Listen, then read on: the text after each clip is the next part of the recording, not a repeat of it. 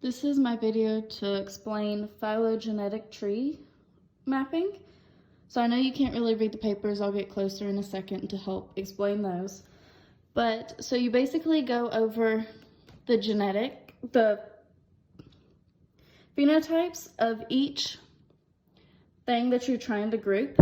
So I started off with all of them having the most recent common ancestor being some kind of shoe.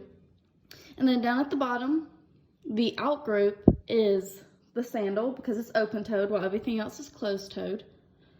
And then I separated that right there into a tennis shoe and a cowgirl boot.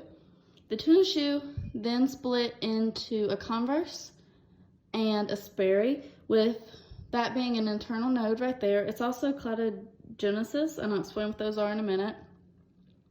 And then the cowgirl boot split into the Ugg boot and the taller heeled boot. And then the heeled boot went into a black short boot and a gray short boot, but they both have heels on them. And all of it is anagenesis, and it's a rooted tree, and I'll explain what those are. So the outgroup has the least relation to everything else. Anagenesis is the evolution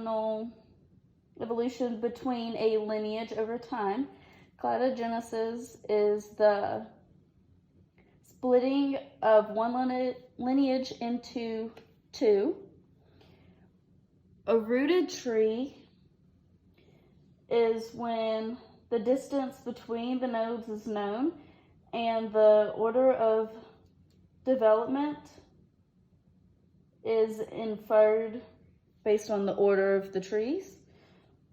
An internal node represents common ancestors, and the most recent common ancestor is the ancestor they all originate from.